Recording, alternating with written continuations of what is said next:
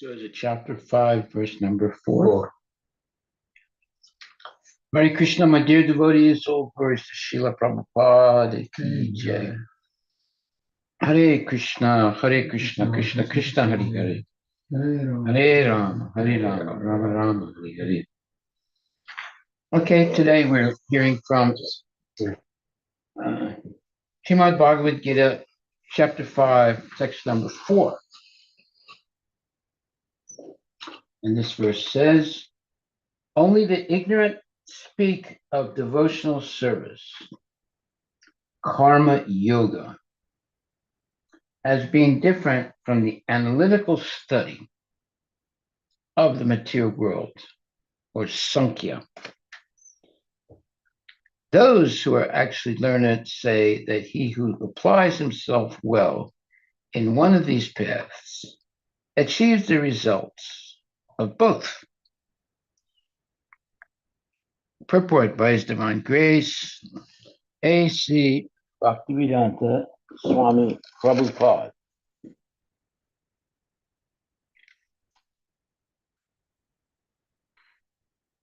The aim of analytical study of the material world is to find the soul of existence. The soul of the material world is Vishnu, or the super soul. Devotional service to the Lord entails service to the super soul. One process is to find the root of the tree, and the other is to water the root.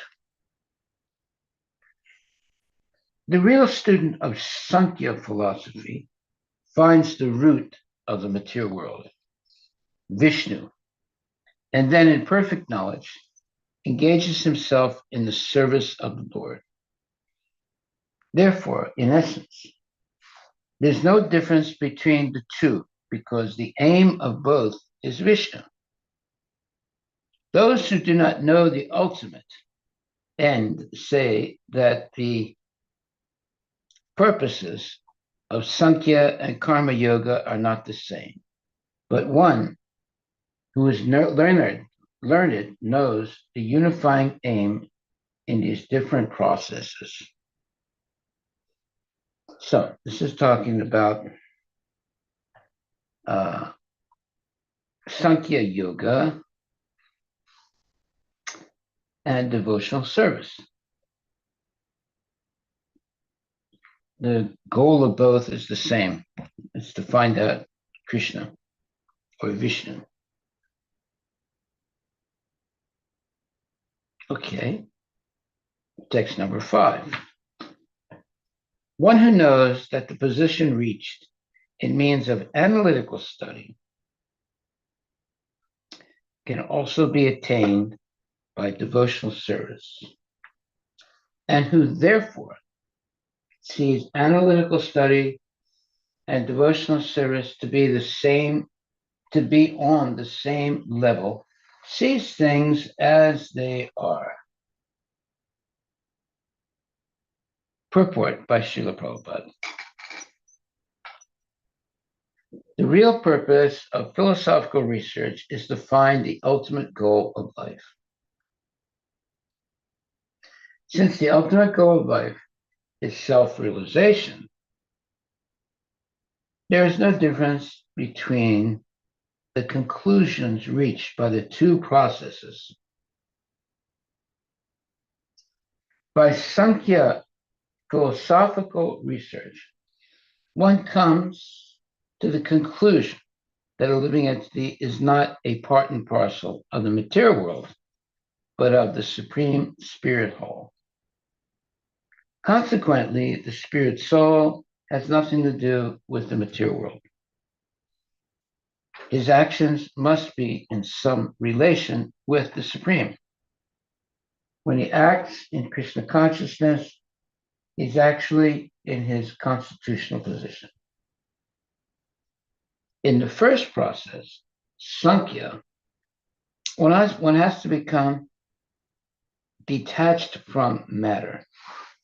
And in the devotional yoga process, one has to attach himself to the work of Krishna consciousness.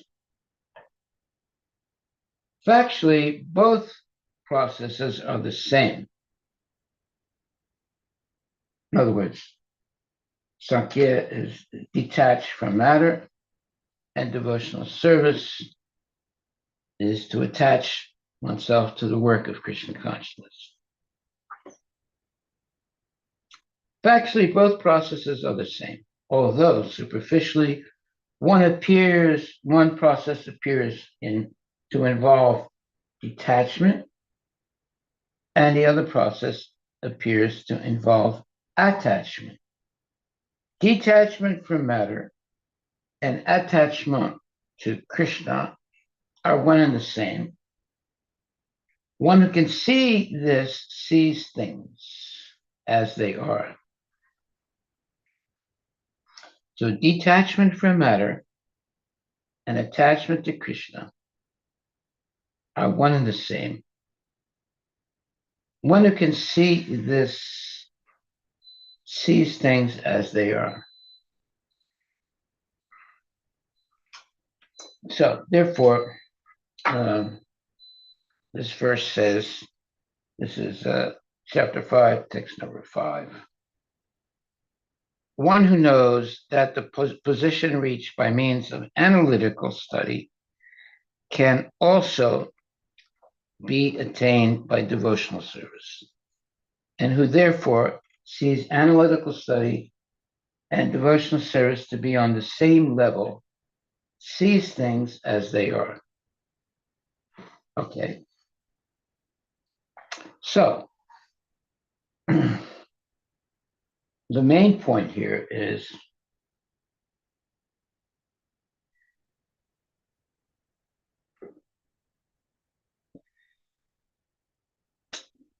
when a person acts in Krishna consciousness, he is actually in his constitutional position. In the first process, Sankhya, one has to become detached from matter.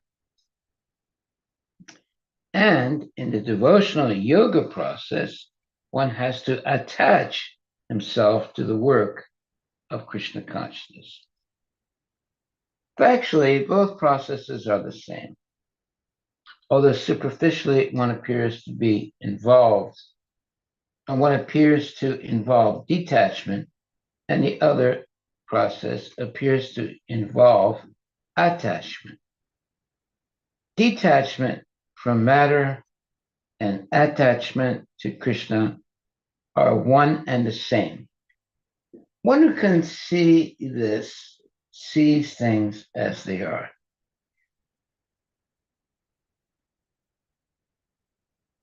Okay, so I understand clearly when it says, when one acts in Krishna consciousness, he is actually in his constitutional position. Okay, that makes sense.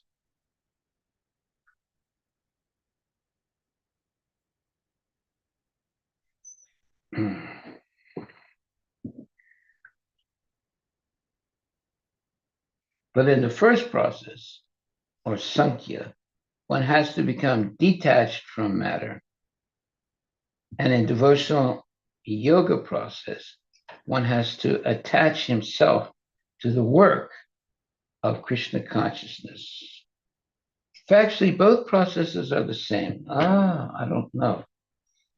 Let's think about that. This is somewhat contradictory to everywhere else, like what Prabhupada has stated, right? That because the people who detach from matter, they are like jnanis and yogis and all. But I guess they connect with at least Brahman part of it. They what? Brahman part of the Krishna, right? Yeah. Because when they reject matter, they connect, but they may not realize the Bhagavan realization. Yeah. But at least they do connect with, because Krishna can be perceived in like Brahman, Paramatma, and Bhagavan. Bhagavan. So within that, obviously, there is the highest realization is Bhagavan. But people who at least identify that they have to get away from matter are experiencing some part of real Krishna. Yeah. Well, the main thing that's being said is detachment from matter and attachment to Krishna are the same.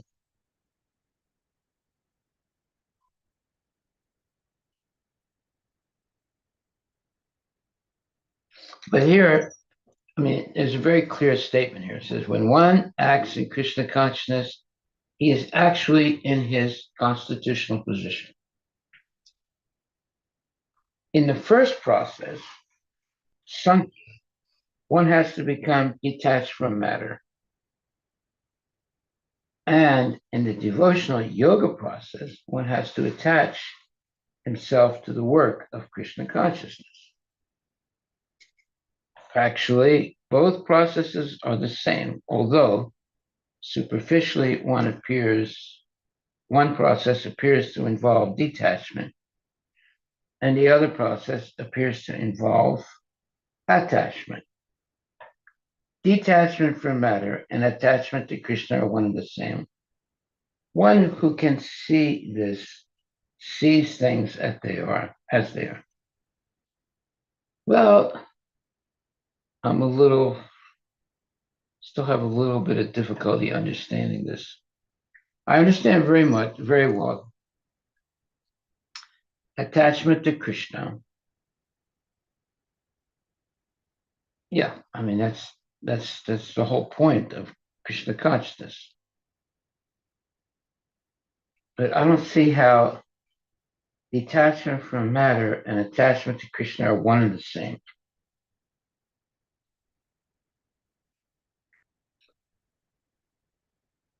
I mean, this is if we see Krishna, because in 7th chapter he says this is how you can perceive me, in different aspects, even in the material world and so on. But so in a way, if we don't accept the material consciousness, that is what we're rejecting, material consciousness, then we are in the spiritual consciousness.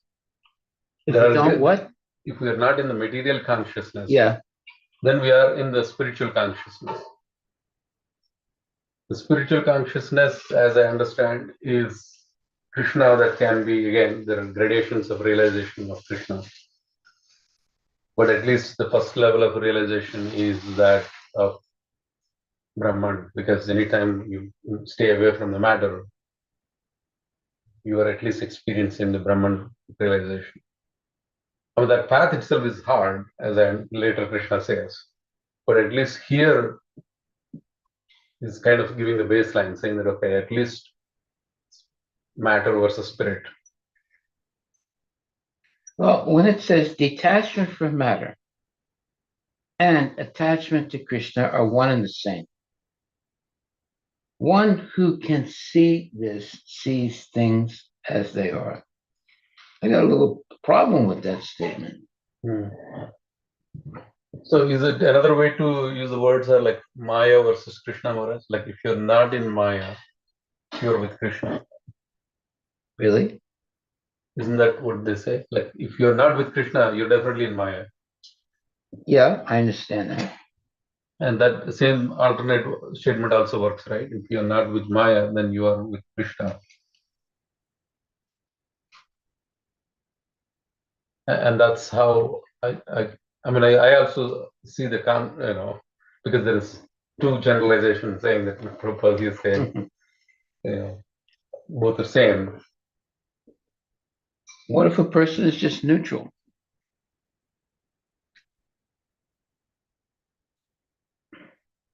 Well, they're not attached or detached, then, right?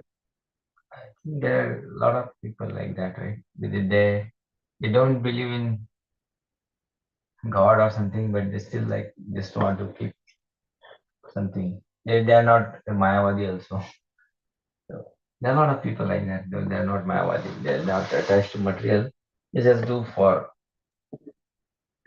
like our mode of goodness. A lot of people are like that, right? So their mode of goodness, they just want to do some karma or something just for Niswarthi karma, but they are not attached to the devotional service either, or they are not attached to any Mayavadi philosophy also. So I mean, are they attached to the mode of goodness? I would say mode of goodness, they want to do nice things, but just Yeah, that's still nice material. things. That's still material, right? Because that's what mode of goodness is also Everything is material. material. Mode of goodness, mode of passion. Yeah. So everything is material. I'm saying, yeah. But they are not attached to matter, right? Material. I mean, I don't know. No, but they are attached to the mode of goodness. They are attached to matter, right? What? Even if somebody is attached to mode of goodness, Yeah. they are still in the material realm. Well, I mean, if they're not engaged in devotional service, yes. Yeah. If they're engaging devotional service, Maharaj, then they are in transcendental goodness, right, Maharaj? If they are doing everything Yeah. for Krishna, Yeah. then it's not mundane goodness anymore. Yeah. It looks like in statement there are only two options for a person. Either he will be in material attachment or attachment to Krishna. That's it. There's no other middle thing. Looks like. So this statement, detachment from matter and attachment to Krishna are one and the same.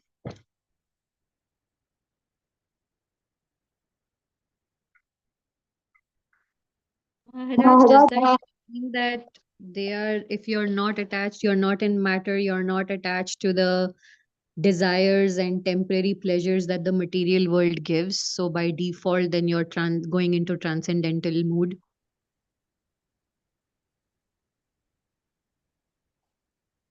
Can Okay. transcend the material plane.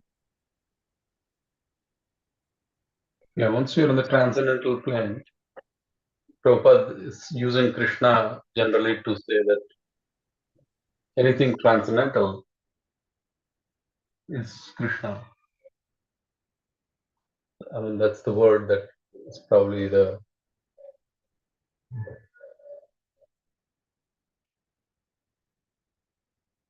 All right. Well, let's look at this purport to text 5, chapter 5, text 5. The real purpose of philosophical research is to find the ultimate goal of life. Since the ultimate goal of life is self-realization,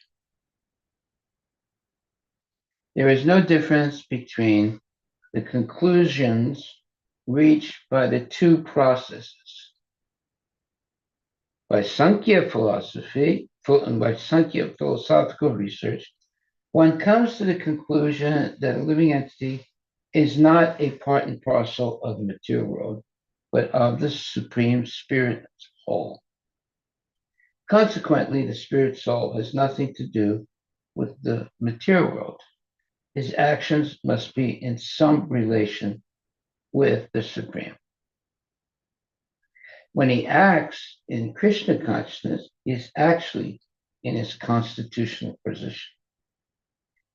In the first process, Sankhya, one has to become detached from matter. And in the devotional yoga process, one has to attach himself to the work of Krishna consciousness.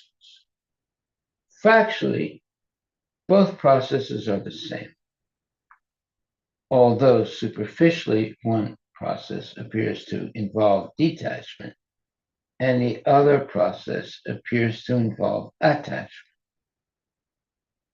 Detachment from matter and attachment to Krishna are one and the same.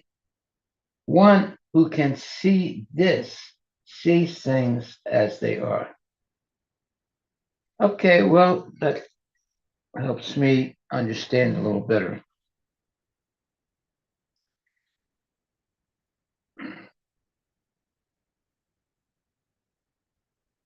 So, if we carefully read this purport,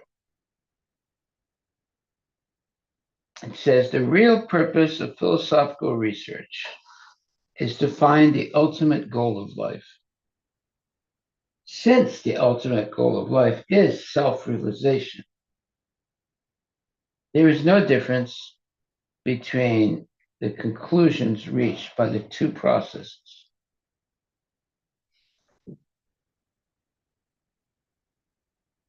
By Sankhya philosophical research, one comes to the conclusion that a living entity is not a part and parcel of the material world, but of the supreme spirit whole. Okay, now that's a good statement. I understand that. Consequently, the spirit soul has nothing to do with the material world. His actions must be in some relation with the supreme. When he acts in Krishna consciousness, he is actually in his constitutional position. Okay. In the first process, Sankhya, one has to become detached from matter. And in the devotional yoga process, one has to attach himself to the work of Krishna consciousness. Factually, both processes are the same. Okay, so where is it that let me just reread a little bit here. Okay, we begin with the real purpose of philosophical research is to find the ultimate goal of life. Since the ultimate goal of life is self-realization, there is no difference between the conclusions reached by the two processes. Okay, process one. By Sankhya philosophical research, one comes to the conclusion that a living entity is not a part and parcel of the material world, but of the supreme spirit whole. Consequently, the spirit soul has nothing to do with the material world. His actions must be in some relation with the supreme. Okay, I understand it now. When he acts in Krishna consciousness, he is actually in his constitutional position. In the first process, Sankhya, one has to become detached from matter. And in the devotional yoga process, one has to attach himself to the work of Krishna consciousness. So when it was talking about Sankhya, it said, by Sankhya philosophical research, one comes to the conclusion that a living entity is not a part and parcel of the material world, but of the supreme spirit whole. Yeah, so right there, and that sentence and this last sentence are connected, right? Right. So consequently, the spirit soul has nothing to do with the material world. His actions must be in some relation with the supreme. Okay, that's it right there. yeah, that sentence, and that's why towards the end when he says detachment from matter and attachment to Krishna are one and the same. Yeah. I mean, he's saying that in some relation with the supreme. That's why he's using the word in some relation in a vague way. I mean, pure devotion service that we focus on is accepting Krishna as Bhagavan. Yeah. But the people who are also the impersonalists are also included in this. Yeah.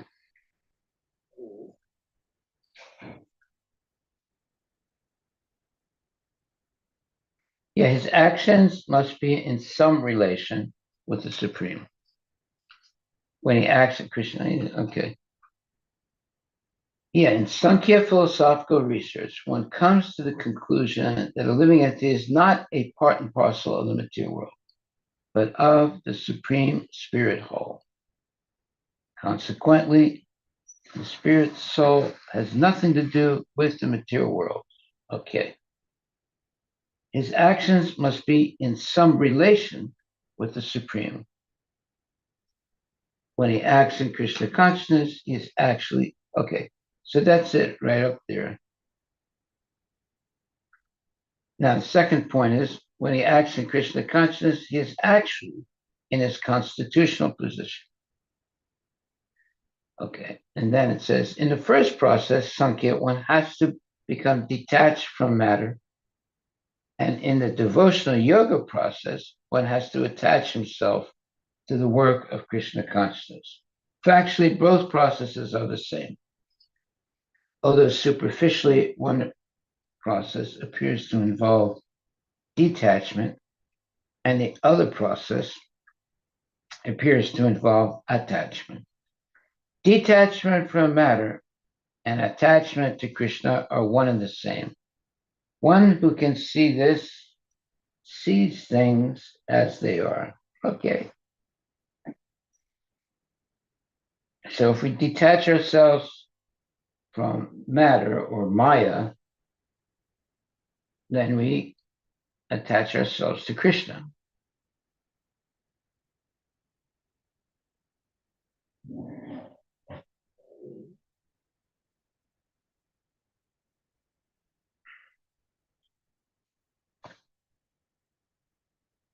Okay.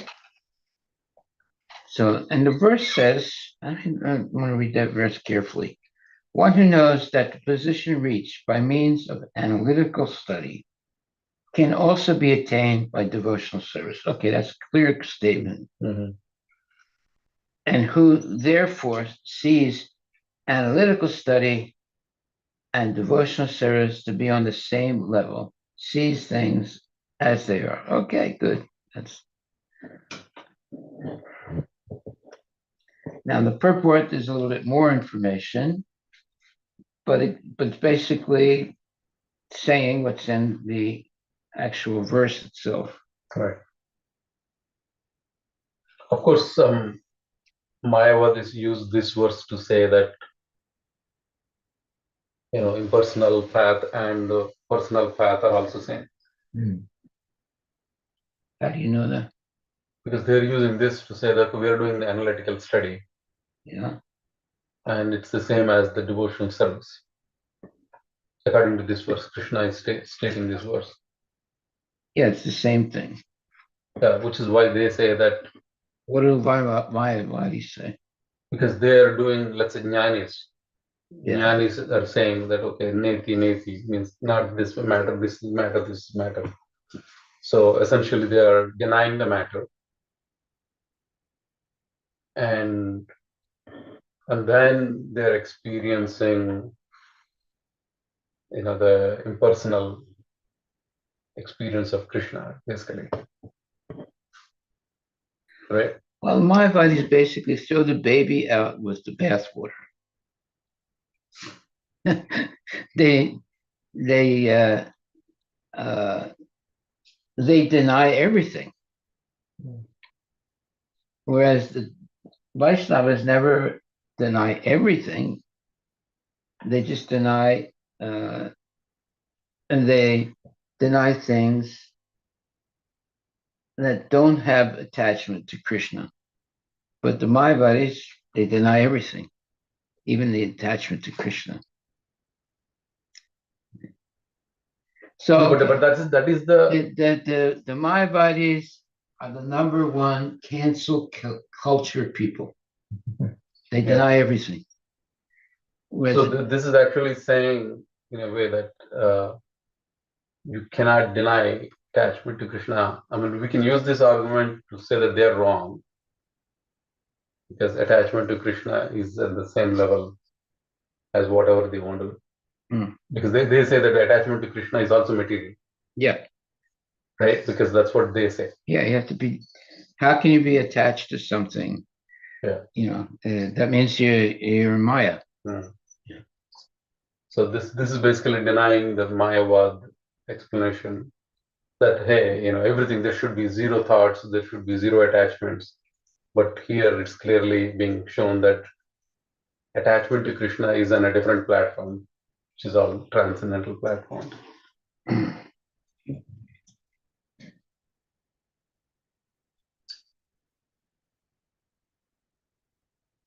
All right. I mean, the main thing is, first of all, we have to understand we are not part of the material world. We are part and parcel of Krishna, but not part and parcel of matter in the material world. Okay. So, and you can get that realization either through direct Krishna consciousness or through Sankhya philosophy. Because here it says, by Sankhya philosophical research, one comes to the conclusion that a living entity is not a part and parcel of the material world, but of the Supreme Spirit whole. Mhm. Okay, that's good. Consequently, the spirit soul has nothing to do with the material world. His actions must be in some relation with the Supreme. When he acts in Krishna consciousness, he is actually in his constitutional position. Now, all that is clear. There's no doubt about it. Now it says, in the first process, Sankhya, one has to become detached from matter. And in the devotional yoga process, one has to attach himself to the work of Krishna consciousness.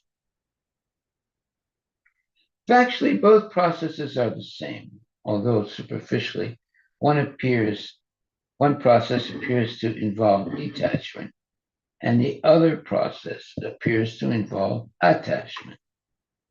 Detachment from matter and attachment to Krishna are one and the same. One who can see this sees things as they are. Well, the only thing that bothers me about this statement is what if a person becomes detached from matter, but not Attached to any Krishna. attachment to Krishna consciousness? What about that? Is that possible? Yeah, there's plenty of people like that. Yeah, I mean, those are still on the journey. I mean, that's what, as per my understanding, is that those are the people in the Brahman realization. They're not understanding either Bhagavan or Paramatma. Right. So, and that's also a valid realization of Krishna. It's not the complete realization of Krishna. But that is still spiritual. It's spiritual, at least. Yeah, So it's not material. it's not material. So they are in either one, either material or Yeah.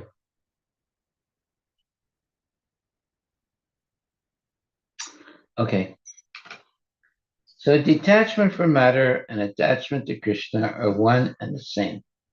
One who can see this sees things as they are. Okay, very good. So this is in fact, I can see some friends use this to say that, oh, Krishna, for example, is everywhere. I mean, spiritual dimension. It's not like Krishna is only in Goloka. He's also everywhere in the spiritual. So I'm seeing Krishna On everybody. in everything as a Paramatma, as like, but on the spiritual dimension. So as long as I reject the matter, I'm with Krishna. Okay. So that is the explanation. They don't want to necessarily do all the devotional service the way we do it. Yeah. They're detached from matter. But they detach from the matter. And then they say, okay, now I'm with Krishna. This is the same argument. So, but the next verse is talking about just merely renouncing all activities yet not engaging in devotional service of the Lord cannot make one happy. Prabhupada is talking about just renouncing is not enough. Yeah, just renouncing is not enough. Yeah, he's talking in the next verse, Maharaj. Yeah. Like if we read Yeah, the I next think if we verse, continue, then we'll be more clear. These are all connected verses. This is like our friend here. What's his name? What's his name? Surendra. Huh? Surendra. Prabhu. Surrender? Huh. Surrender. Surendra. Surrender. Okay. Yeah, I mean, uh,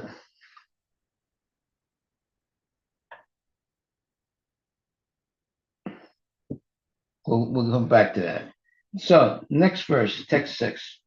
Merely renouncing all activities, yet not engaging in the devotional service of the Lord cannot make one happy.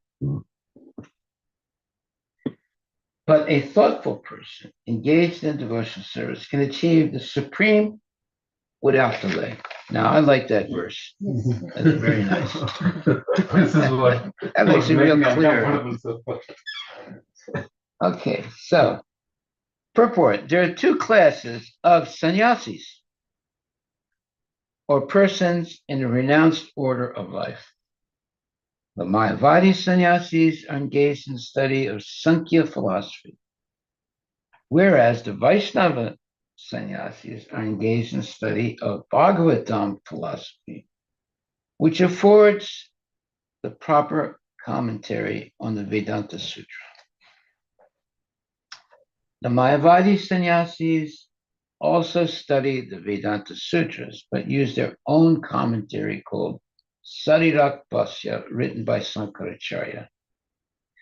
The students of the Bhagavata school are engaged in the devotional service of the Lord according to Pancharatriki regulations, and therefore the Vaishnava sannyasis have multiple engagements in the transcendental service of the Lord. The Vaishnava sannyasis have nothing to do with material activities, and yet they perform various activities in their devotional service to the Lord. But the Mayavadi sannyasis engaged in the studies of Sankhya and Vedanta and speculation cannot relish the transcendental service of the Lord because their studies become very tedious. They sometimes become tired of Brahman speculation, and thus they take shelter of the Bhagavatam without proper understanding. Consequently, their study of the Srimad Bhagavatam becomes troublesome. Dry speculations and impersonal interpretations by artificial means are all useless for the Mayavadi sannyasis. The Vaishnava sannyasis who are engaged in devotional service are happy in the discharge of their transcendental duties, and they have the guarantee of ultimate entrance into the kingdom of God. The Mayavadi sannyasis sometimes fall down from the path of self-realization and again enter into material activities of philanthropic and altruistic nature, which are nothing but material engagements. Therefore, the conclusion is that those who are engaged in Krishna consciousness activities are better situated than the sannyasis engaged in simple speculation about what is Brahman and what is not Brahman. Although they too come to Krishna consciousness after many births. Yeah, that is. Haribol. But why, Yes. wait like that, Mhm. better you come directly.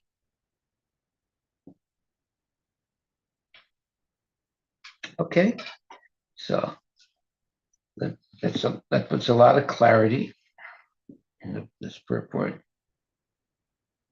Any questions about what we just read? So, Maharaj, about the previous verse 5.5. Yeah. So I have asked ChatGPT. Okay. It says both processes, Sankhya Yoga and devotional service, ultimately aim at the same goal, that is liberation from material bondage. That's a similarity it's trying to explain. Yeah, see, the thing bothers me a little bit. Liberation And from it material says, bondage. since the ultimate goal of life is self-realization. And what did you just read? It says both processes, Sankhya Yoga and devotional service ultimately aim at the same goal, that is liberation from material bondage. Okay, so there it's talking about liberation, material bondage. And here it's talking about self-realization. So I gave them the So here it exact talks difference. about self-realization, there it talks about liberation from Material bond. material bondage. So is self-realization the same as being liberated from material bondage? I'm not sure. I mean, it's a part of it, right? Yeah. Self-realization automatically means we have to come to the spiritual realm. But,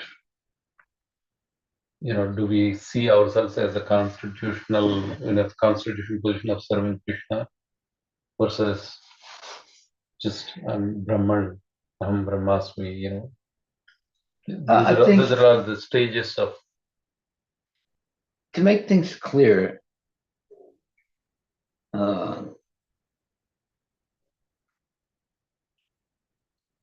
number one, we're not this body.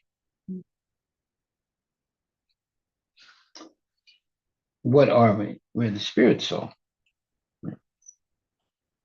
And our spirit soul is part and parcel of Krishna, the Supreme Personality of Godhead. We're not a part and parcel of the material world. Therefore, we have nothing to do with the material world. In some way or other, we have to be connected with the spiritual world or spiritual activities. That's called devotional service. His actions must be in some relation with the Supreme. When he acts in Krishna consciousness, he is actually in his constitutional position. Okay, that's a very important word, constitutional, just like a Constitution of the United States, right? Constitutional position means who you actually are eternally, right?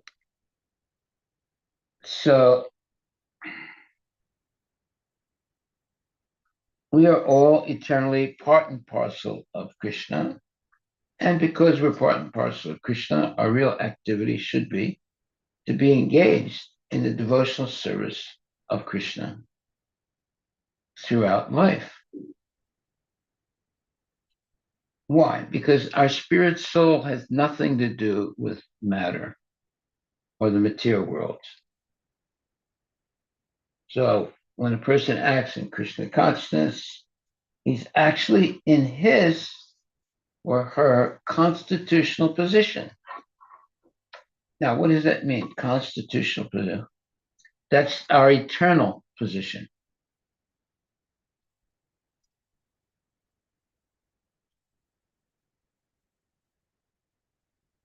Why don't you look up the word constitutional? Let's see what it probably doesn't give the same definition as what Prabhupada is using.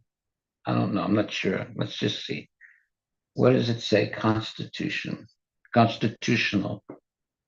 A position that is authorized by or in accordance with the Constitution. Okay, then look up constitution. What does that say? Another meaning is relating to an established set of principles governing a state. Or second meaning is relating to someone's physical or mental condition. What? The second one? Relating to someone's physical or mental condition. Constitution means the composition of something. The composition? Of something. So here it says, when he acts in Krishna consciousness, he is actually in his constitutional I position. think I found a better definition. The Okay. term constitutional position generally refers to a person's true or natural status within a defined system, whether legal, spiritual, or philosophical. Yeah, it's a better definition. But actually, what, in the context of what we're reading, that means your eternal position. Okay. That's really who you are, and you are part and parcel of God or Krishna. And your real purpose in life is to be engaged in the devotional service of the Lord. That's your constitutional position. And if you're not engaged in the service of the Lord, that's not your constitutional position. You're in some, you're in la la land, as they say. I like that term, la la land. So in this purport, it says, when he acts in Krishna consciousness, he's actually in his constitutional position. There it is right there. Now, spirit soul has nothing to do with the material world. His actions must be in some relation with the Supreme. When he acts in Krishna consciousness, he is actually in his constitutional position. Haribol. Now that's very clear. It's not equivocal. It's perfectly clear.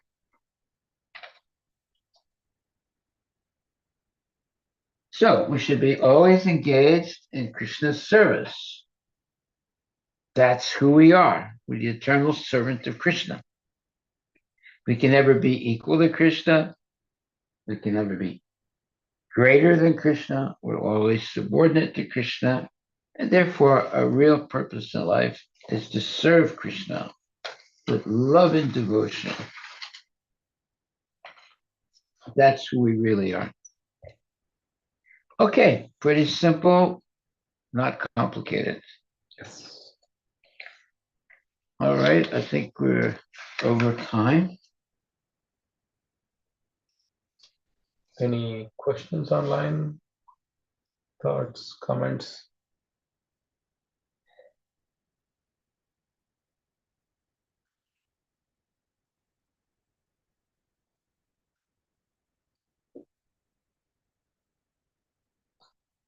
I don't see any raised hands, so So there are takeaway for today.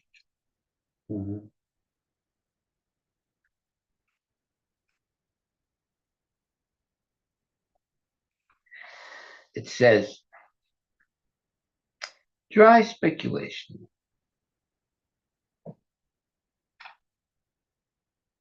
and impersonal interpretations by artificial means are all useless for the Mayavadi sannyasis. The Vaishnava sannyasis who are engaged in devotional service are happy in the discharge of their transcendental duties, and they have the guarantee of ultimate entrance into the kingdom of God. There it is, guarantee, right? The gold standard, guarantee, ultimate entrance into the kingdom of God. The Mayavadi sannyasis sometimes fall down from the path of self-realization and again enter into material activities of philanthropic and altruistic nature, which are nothing but material engagements. Therefore, the conclusion is that those who are engaged in Krishna conscious activities are better situated than the sannyasis engaged in simple speculation about what is Brahman and what is not Brahman. Although they too come to Krishna consciousness after many births. Okay. Prabhupada is being very fair here. It's not, he doesn't say, oh, you can never, no, because they are related to Brahman. So eventually they'll understand Brahman correctly. But if you're simply a karmi completely, then there's very little chance that you can understand Krishna consciousness. In other words, if you make the effort to understand Mayavad philosophy, you risk never understanding Krishna consciousness. And there are a lot of people like that have studied Mayavad philosophy, and it's impossible for them to understand Krishna consciousness. There was once one professor, he was a friend of mine, but he had read all the Mayavadi books, and he never really read any of the Vaishnava books. And or if he did read something, in Vaishnava books, he gave Mayavad's, concept of it. And he was a nice man. He liked me. I liked him, but he was completely, baffled. Yeah, I think Chaitanya Mahaprabhu was. That's why he specifically said, like, don't be Yes. contaminated by the Mayavad. Yeah. Because I think once you see through their lens, It's very difficult. It's very difficult to understand the depth of Vaishnava. Not only it's impossible. Yes, ma'am. Yes. That's the contamination part. It's hard It's to. very impressive. Yeah. It's very dangerous. The Mayavadis, in one sense, are worse than the demons Yes. because they openly blaspheme Krishna. Unfortunately for them, like the followers of who was that? Sadhguru? No, followers of Shankaracharya? No, followers of come on.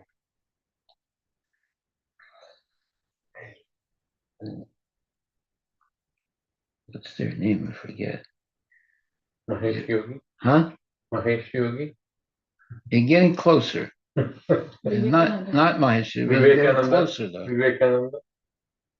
No. During this weekend, Maharaj, like.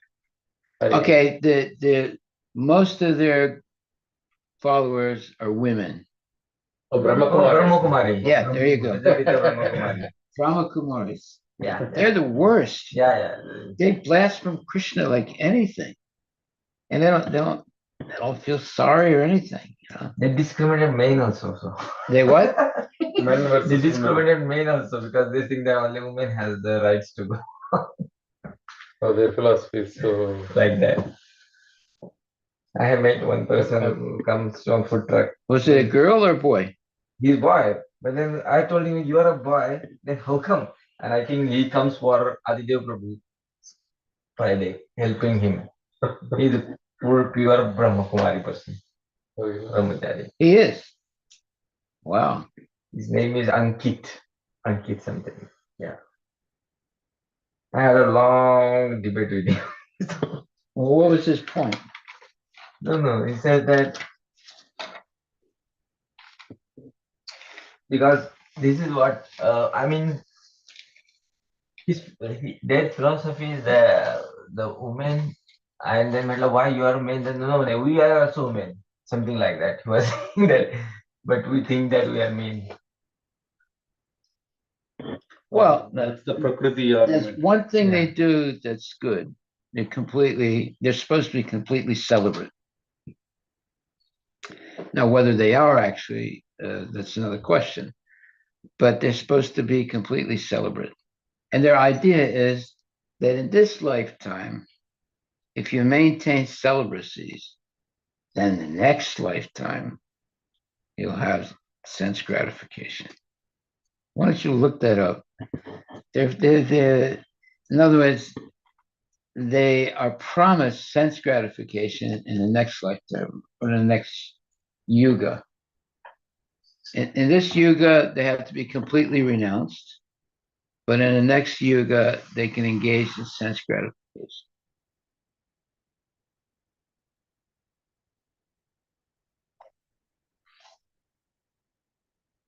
And these are the Brahma Kumaris. Yeah, they don't want to get married, so they want to be like brahmachari. Yeah, He's a okay, nice guy, but yeah. but in this lifetime, Yeah. in next lifetime,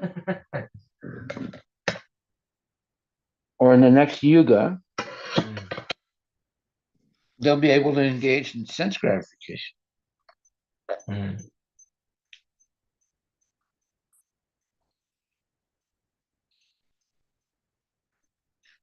It's like the Muslims. They say you strap these bombs on your body, blow yourself up, kill some people, you'll get 70 virgins Yeah, yeah, that's it. in Jannat. Yeah. Well, Brahma Kumaris is I mean, they're not as gory as the Muslims, but their thing is you spend this one lifetime in complete celibacy, and in the next yuga, you'll be able to engage in sense gratification. Look it up. Is it something like that?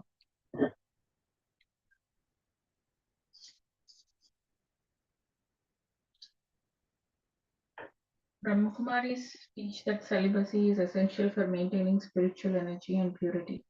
They believe that sexual desires deplete one's spiritual power and distract from a journey towards self-realization in God, Shiv Baba. Shiv Baba, yeah. God is Shiv Baba. Yeah. What?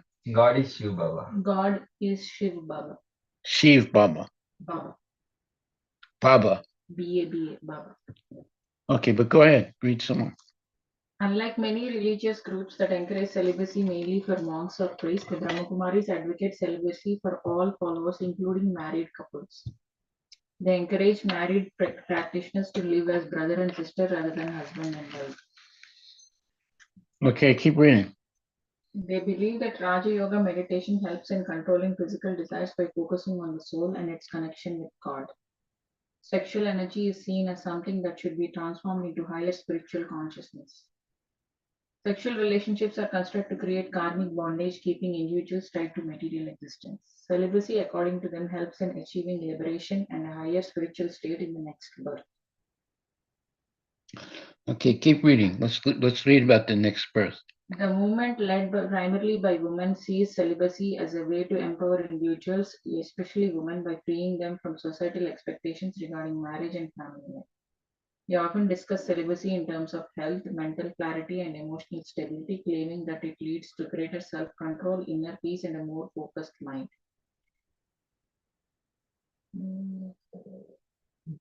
Interestingly, the movement started by a male person, but it is like emphasis on the female leadership. Yeah, that's true. It's called Dada Lekhraj, who started this movement. Prajapati Brahma Kumari, Nonsense guy. Lekhraj, Brahma Baba. But keep reading. I want to hear something. Brahmakumaris believe that celibacy is a crucial practice for spiritual liberation and attaining a higher spiritual state in the next birth. Their philosophy is deeply rooted in Raja Yoga meditation, karma theory, and soul consciousness. Here's how celibacy connects to these spiritual goals. So he's saying moksha in their belief system is not about merging into God, but about liberation from karmic bondage and the cycle of birth and rebirth. It means attaining a pure divine state where the soul is free from worldly attachments and vices like lust, anger, greed, ego, and attachment. For them, moksha is temporary, as all souls eventually return to the physical world when the cycle of time resets.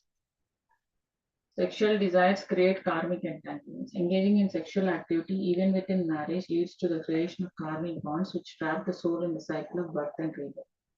Celibacy purifies the soul. It is believed to burn past karmas, allowing the soul to break free from bodily attachments and desires. The Brahmakumaris follow the teachings of Shiv Baba, God, and believe that he advises complete purity for attaining the He's God. golden age, Satya Yuga, after the end of the current cycle. Yeah, you see? Okay. Keep reading. The Brahmakumaris follow the teachings of Shiv Baba God and believe that he advises complete purity for attaining the golden age Satya Yuga after the end of the current cycle. Celibacy helps in shifting focus from the physical body to the soul, which is seen as a step toward liberation. Since Brahmakumaris believe in the cyclical time theory, souls take birth in different ages depending on the spiritual purity. Celibates enter the golden age Satya Yuga. The Brahmakumaris believe that only pure souls, those who have practiced celibacy and Raja Yuga, will be born in the first few generations of Satya Yuga, the upcoming new world of divine beings. Purity equals royalty. Those who maintain strict celibacy and follow Shiv Baba's teachings are believed to take birth as divine beings in the golden age, enjoying a blissful, perfect life. Non-celibates continue in the cycle of birth and rebirth. Those who indulge in sensual pleasures are believed to be reborn in lower stages of world cycle, Treta, Dwapara, and Kali Yuga, where suffering, vices, and karmic bondage exist. That's it, Maharaj. That's all? Yeah. It doesn't say what they do in Satya Yuga? There is little bit reference, but very much similar, Maharaj. They say their teachings suggest that practicing purity and accumulating spiritual virtues in this lifetime, one can be reborn in golden age, Satya Yuga, where life is believed to be free from suffering and full of joy, including harmonious relationships. Their focus is on spiritual fulfillment rather than the physical pleasure. And it originated in 1930s, just What? recently. Yeah, 1930s. yes, very recent. Recent, very, very recent. There's no more? Doesn't say anything else?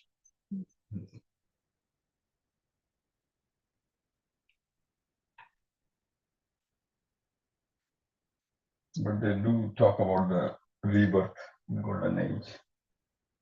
But not for exactly for sense gratification, but for us life without suffering and full of joy.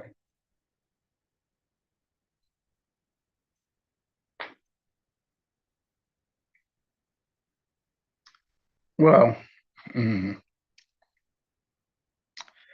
what is that joy?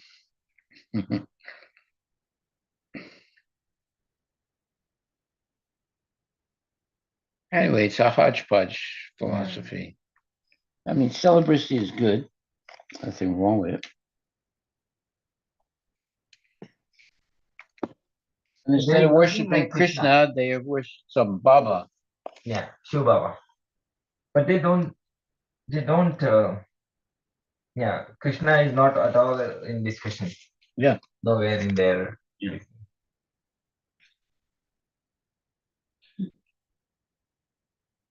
This is ridiculous, Maharaj. Huh? The Brahmakumaris believe that Radha and Krishna were not lovers in the way mythology presents them. Rather, they were two separate souls who had achieved purity in their past births and were later united in the golden age as Lakshmi and Narayana after their coronation. Followers who strictly follow celibacy in this birth believe they can become Radha and Krishna or other divine deities in the next cycle. Sounds right. Have you ever discussion with him? No. How can you become Radha and Krishna? They are pure souls who have practiced celibacy for many births, it seems. That is their understanding. It doesn't say that they become servants of Radha and Krishna. It actually says they become Radha. Radha. Yeah, that means it's complete nonsense. They talk very less. I have two persons I've met in my life, Brahmakumaris. Both are like same. Their nature, everything is same. They don't talk at all. I mean, very rarely. Well, because their philosophy is completely, let's say, not bona fide. There it's saying they become Radha and Krishna. Yes. Yep. How can you become Radha and Krishna? The Brahmakumaris believe that Radha and Krishna were not lovers in the way mythology presents them. Rather, they were two separate souls who had achieved purity in their past births and were later united in the golden age as Lakshmi and Narayana after their coronation. Followers who strictly follow celibacy in this birth believe they can become Radha, Krishna, or other divine deities in the next cycle. Wow. You become Radha and Krishna. All speculation nonsense.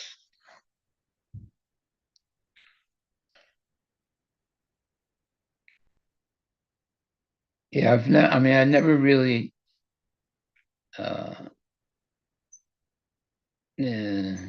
enjoyed the association of the Brahma Kumaris. By the way, they blaspheme Krishna, and no doubt about it. They'll say bad things about Krishna, they don't care. And there's a certain amount of what you would call pride or false pride of being celibate in their movement. And by the way, in their movement, the women control everything. Although it's founded by a man, the women control everything, the Brahma Kumari movement.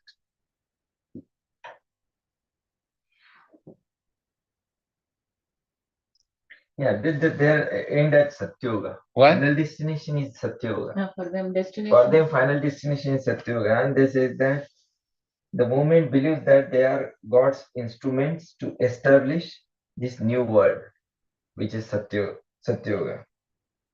And they Yeah. claim that only 900,000 souls will go to the Satyuga. It's like the Jehovah Witnesses. Yeah. Very similar. Only a limited number of souls, about 900,000, according to the teachings, are reborn in the golden age. Those who do not follow celibacy or purity in this birth miss the opportunity to be part of the first royal generation. So whoever doesn't follow, they will be born in Kali Yuga, Treta Yuga, based on the different activities they do.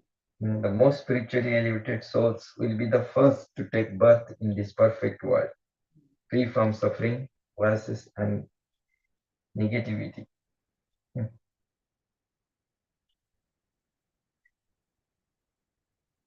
Practicing strict celibacy and soul consciousness ensures a royal birth as a deity in the golden age. What? They will be born as a deity in the golden age, Maharaj, like Radha Krishna or A Lakshmi. deity. Yeah.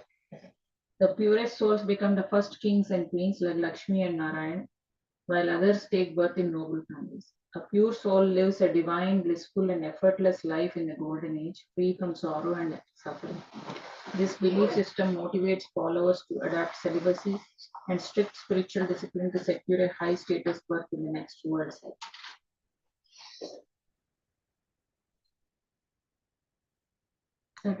I'm so happy I'm not part of that. And we want to